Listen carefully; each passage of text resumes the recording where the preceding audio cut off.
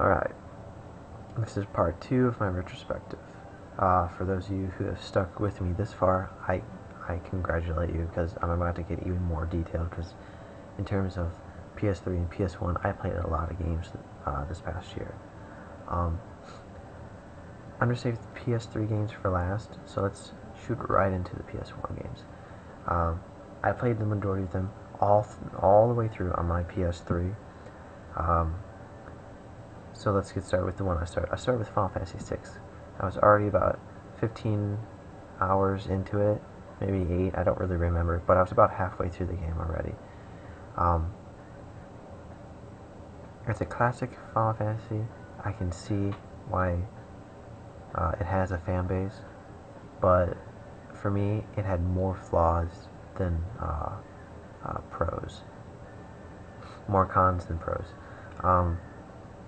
It had too diluted of a story. Too many characters to keep track of. Many of them were insignificant to the point that when you get to the end, you don't have to go and get them.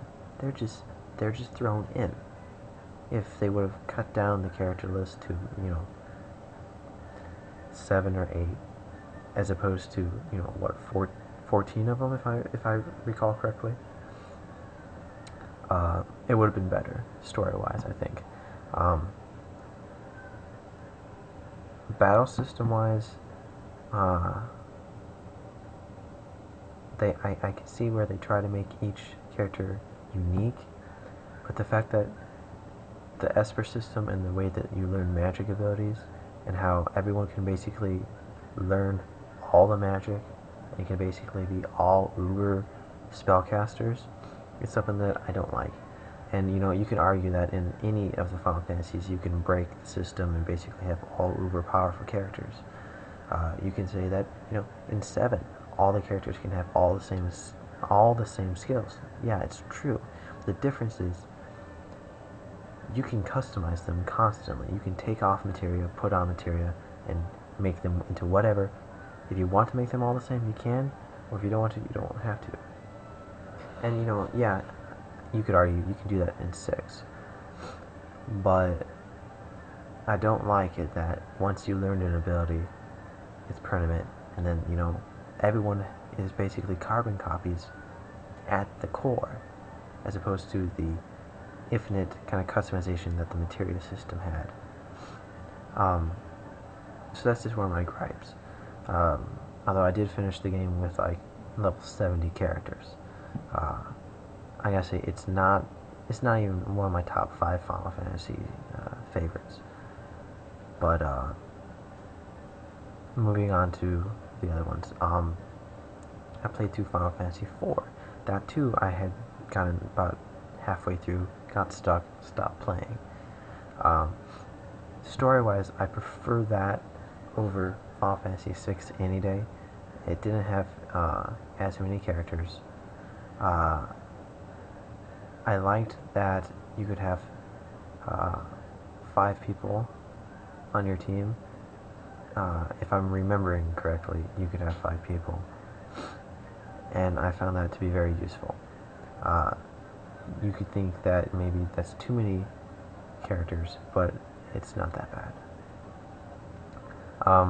The battle system's truer to the original classics than 6 was, so I prefer the more classic feel.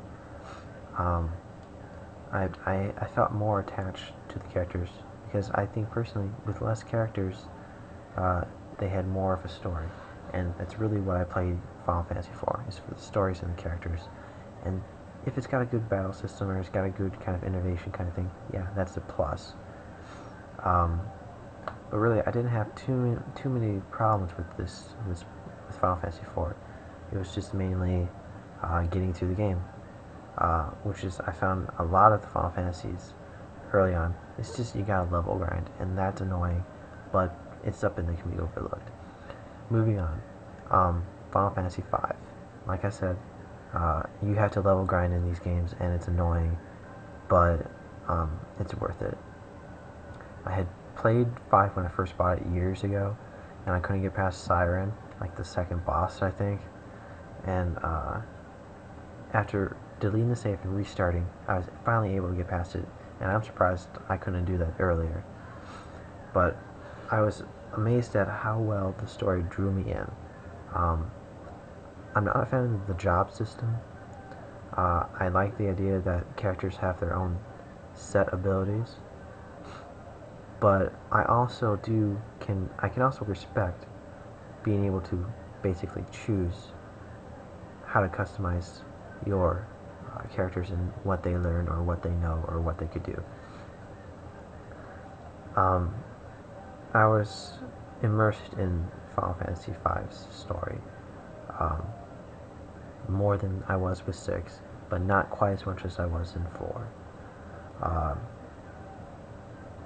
So you can pretty much probably already speculate that out of 4, 5, and 6, basically it goes in that order. My favorite is 4, then 5, then 6, in that particular set. Moving on to the other two games that I finished. Oh wow! I can't believe I forgot this. I actually played 3 other PS1 games. Inuyasha Feudal Combat for the PS1. I like that. It's a fighter. I don't have that many fighters, but I don't really have any problems with that. It's short. It's quick to go through. You can beat the entire thing, get everything unlocked in one day. And if you're a fan of the anime series, pick it up. It's a good thing to add to your collection. Chrono Trigger. I played through that. Finally, I can respect why it has a fan base. I enjoyed my experience with it, and as a RPG, the story elements are there. I did find myself attached to the characters. The battle system is unique, sort of. It's kind of just like, what I come to expect from it, because I've played it before, to a certain point. I would not replay through the entire game a second time, but it is one of those games that I feel that if you haven't played, you have to at least to play through it once. It's a must play. Then there's of course Chrono Cross, the sequel. Story-wise, it's inferior to the storytelling in Chrono Trigger. The characters are not as memorable, but I like them a little more, and I prefer the battle system more in Chrono Cross than I did in Chrono Trigger.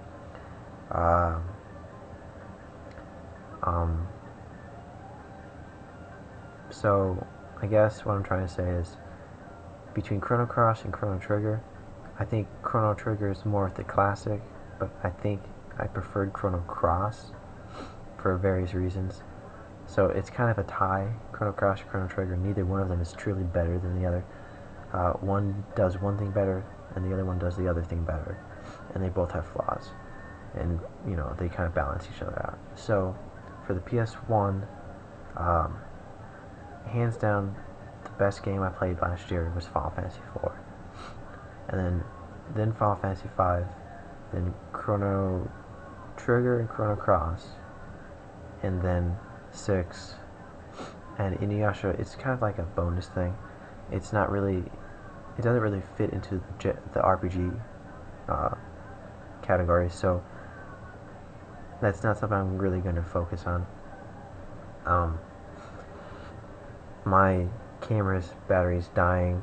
I'm running on close to my time limit again for this particular part of this video. So let me just run through. If you guys want me to give a score to these games, Inuyasha, if you like it, it's a 7 out of 10, just like Fullmetal Alchemist. Chrono Trigger and Chrono Cross. Chrono Trigger gets an 8.5 and maybe a 9. Chrono Cross gets an 8.5 for sure. 6 gets a 7 or a 7.5. 8 if I really have to push it. 5 gets an 8.5, and 4 gets an 8.5, and probably closer to a 9 out of 10. And I will tackle the PS3 games in part 3 of my retrospective.